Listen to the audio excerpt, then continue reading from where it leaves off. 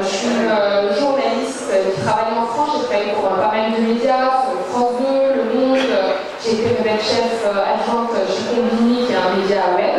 Mais je suis surtout quelqu'un qui a été, et qui continue, pour être honnête, à être très malade des intestins. Et à travers mon parcours, plus de 10 ans d'errance médicale, je suis devenue patiente experte, tout simplement parce que je n'ai pas eu le choix. La médecine n'a pas été en capacité de m'aider. Je me suis retrouvée face à beaucoup de gastro-entérologues, malheureusement très peu curieux des pathologies qui n'étaient pas des pathologies organiques. Et donc, j'ai dû au bout d'un moment me prendre en charge parce que je me suis dit je ne peux pas rester dans un tel état jusqu'au bout de ma vie, quoi.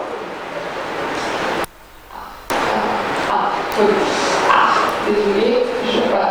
Donc voilà, ça souvent je dis c'est la représentation de mon état. J'ai complètement coulé dans le fin fond de mon côlon.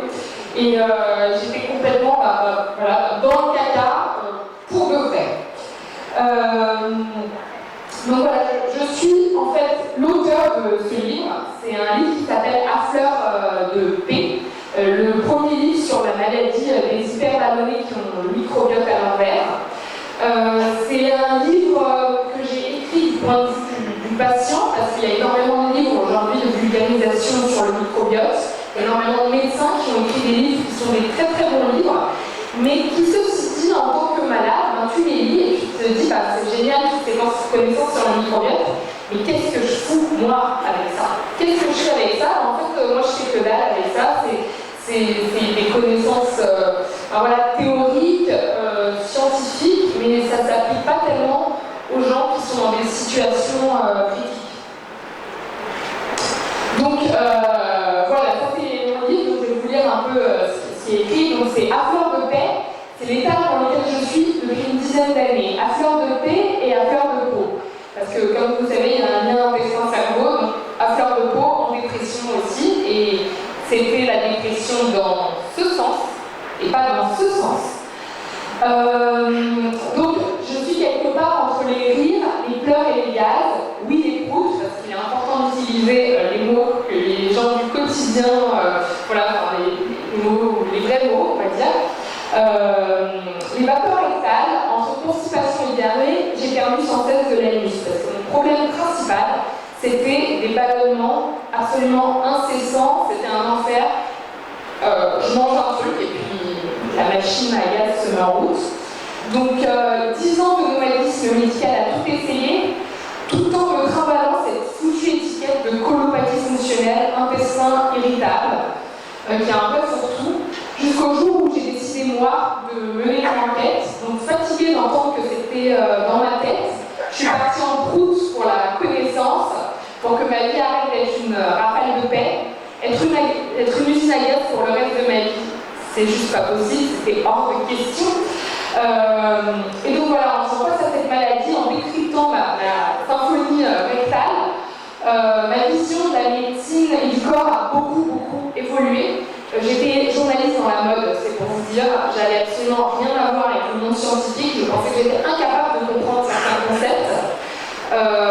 Et en fait, quand on est malade, on commence à cogiter et finalement on apprend presque plus vite que parfois les médecins. Parce qu'on est dans l'urgence et qu'on ne passe pas 20 minutes sur une pathologie. On y passe midi, matin et soir parce qu'il y a une urgence de comprendre et on se sent tellement seul. On rejoint aussi des groupes de malades et finalement on devient pointu dans sa propre pathologie. Donc voilà, j'ai fait face à ce problème avec énormément de solitude parce que je me suis rendu compte à travers le temps que j'avais un SIBO qui est donc cette maladie de l'intestin grêle. Donc ce livre en France, c'est le premier livre sur cette maladie. Alors bizarrement, il n'a pas été écrit par un médecin, mais il a été écrit par quelqu'un de malade. C'est une maladie du microbiote et de l'intestin grêle. Et donc ce livre pour moi, ça a été... je ne donne pas de solution claire et nette dans ce livre parce que je n'ai pas de solution claire et nette aujourd'hui. Mais j'ai tellement fouillé que j'ai trouvé énormément de pistes diverses et variées pour me soigner. Il y a des pistes que je n'ai pas encore explorées jusqu'au jusqu'au bout. Par exemple, la phagiothérapie, donc l'utilisation des virus pour attaquer les bactéries pathogènes ou pour essayer de remettre, d'essayer de réguler sa dysbiose. Il y a évidemment la transplantation fécale, mais qui n'est pas disponible pour ce genre de pathologie. Enfin, il y a plein de pistes que j'ai été chercher. La nutrition, j'ai testé un nombre de régimes absolument record et je vais vous en parler. Donc voilà, j'ai écrit ce livre avec le plus d'humour possible, parce que mon but c'était de faire en sorte que c'est très tabou, c'est très isolant, surtout quand on est une femme. Parler de gaz et de caca quand on est une femme, je vous assure que c'est compliqué. On est censé être né dans des roses et on est censé ne jamais faire caca. Il y a énormément de femmes qui se retiennent sans arrêt, par exemple au travail. Il y a eu un article dans le New York Times qui est sorti là-dessus, et beaucoup de femmes développent des pathologies digestives parce qu'elles se retiennent en permanence, donc ça crée finalement pas mal de syndromes. Et pour moi, c'était vraiment un acte activiste et féministe aussi en tant que femme, que d'oser parler de ça et oser, oser m'affirmer comme la meuf qui fait le plus de trucs en France.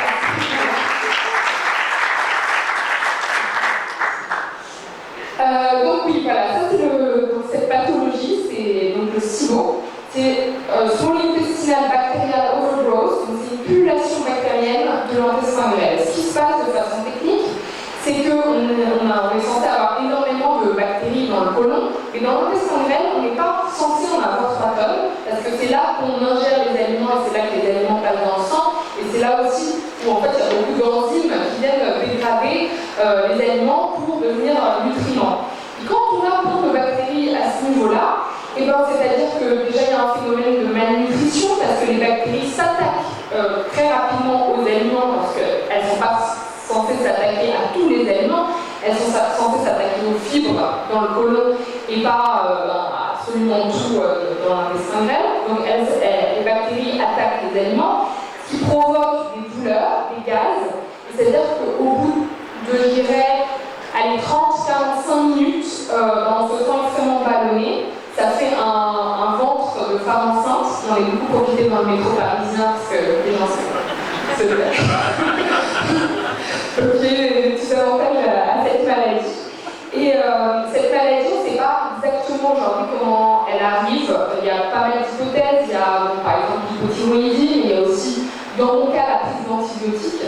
Tout est arrivé après une prise d'antibiotiques pendant 6 mois pour des cystites à répétition. J'avais des cystites chroniques quand j'avais 20 ans. Aujourd'hui, j'ai 32 ans. Et il y a un médecin pas très consciencieux qui m'a donné 6 mois d'antibiotiques sans aucun probiotique, sans aucune mesure. J'avais 20 ans, je n'avais aucune connaissance en quoi que ce soit. Moi, un médecin me donne quelque chose, c'est le grand médecin, très bien, monsieur, je sais ce que vous me dites.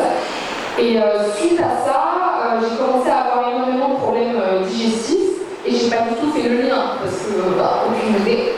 Et pour couronner le tout, j'avais déjà donc un microbiote appauvri. Pour revenir aussi à ce que disait monsieur, je suis née par voie vaginale, mais je n'ai pas été allaitée. Et ma mère était déjà en situation beaucoup de problèmes digestifs. Mon père a la maladie de Parkinson, on sait aussi qu'il y a un lien entre Parkinson et le microbiote. Donc je suis déjà peut-être partie dans la vie avec un microbiote pas au top. Les antibiotiques par-dessus n'ont pas aidé. Je me suis alimentée de façon catastrophique avec une alimentation toute mon adolescence extrêmement modifiée, ultra transformée, ultra sucrée. J'ai été une fan absolue de Coca Light avec énormément d'édulcorants qui abîment le microbiote et de McDo, c'était ma cantine, on va dire. Et pour couronner le tout, après cette prise d'antibiotiques, je suis partie en Inde et alors là j'ai chopé un parasite et là je ne suis plus jamais revenue à une santé intestinale normale. Donc voilà, ça c'est une illustration dans mon livre. Donc voilà, c'est toutes ces bactéries qui sont là et qui en fait n'ont absolument rien à faire ici. Donc pour vous expliquer un peu, le problème c'est que quand j'ai été voir, quand j'ai commencé à aller voir des médecins, j'en ai vu beaucoup. Et ce qu'on m'a fait, c'est évidemment aussi coloscopie, fibroscopie, maladie cœliaque. On a vérifié aussi ma thyroïde en vérifiant que l'une des hormones. Et on m'a dit, ben, écoutez mademoiselle, la bonne nouvelle, c'est que vous n'avez rien. Et là, je lui ai dit, ah, je vous assure que j'ai un truc. Et on m'a dit, vous avez rien du tout, regardez votre... On m'a montré les photos de mon côlon en disant, regardez comme il est lisse, il n'y a rien du tout, il n'y a pas de bactéries pathogènes. On m'a pas fait un séquençage, on n'était pas là à l'époque, donc on a juste fait une culture. Et comme on sait, aujourd'hui dans les cultures bactériennes, on voit que 20% des bactéries, on voit finalement pas grand-chose, et il n'y en avait pas de répétés pathogènes. Donc, vous n'avez rien. Bon, moi, j'aurais préféré, même si c'est tabou de dire ça, je voulais qu'on dise tu as quelque chose, tu as peut-être même un cancer du côlon, ça m'aurait arrangé à l'époque. Parce que là, c'était encore plus le désespoir profond, mais tu n'as rien. Et puis, donc voilà, j'en étais à l'époque à faire à peu près 200 gaz par jour, je les comptais, 2 lavements par jour, matin et soir parce que ça s'accompagnait d'une constipation très très sévère. Et la seule solution que j'avais trouvée pour vivre, en fait, c'était de faire un lavement le matin, un lavement le soir, non pas parce que j'étais constipée, mais parce que c'était la seule façon de flusher les bactéries. Parce que, évidemment, une dysbiose au niveau de l'intestin grêle, ça dégrade aussi le côlon. Donc en fait, j'avais une dysbiose dans tout l'intestin. Et donc en faisant des lavements matin et soir, j'arrivais à contrôler, réguler mon microbiote de cette façon-là. Mais faire des lavements tout le temps, je vous assure que c'est pas marrant. C'est un cercle vicieux, ça abîme en plus le microbiote et finalement on ne peut jamais le refaire. Mais j'étais dans cette boucle infernale. Donc voilà, à côté de ça, j'avais une inflammation consistante des intestins. J'ai commencé à avoir dépressive, complètement dépressive, ça allait pas du tout, je pleurais tout le temps. Syndrome de fatigue chronique, incapacité à me lever, des migraines sans arrêt. J'étais devenue une loque totale. Ma vie sociale, je ne peux même pas vous en parler, c'est devenu un enfer. Mon copain m'a larguée, voilà. Parce que je passais ma vie aux toilettes, je ne trouvais pas ça très ravisant. Je suis devenue infernale quand je mangeais, parce que évidemment j'avais peur de tout, ma famille ne comprenait pas, alors c'était des stress, va faire du yoga. Donc ce qui s'est passé, c'est que j'ai été voir, finalement il y a un moment je me suis dit, bon, j'allais voir des médecins en médecine interne, parce que ils sont censés, enfin c'est ce que je pensais à l'époque, ils sont censés être ces gens qui cherchent. En fait ce qu'on m'a dit c'est, ben mademoiselle, vous êtes en dépression, donc vous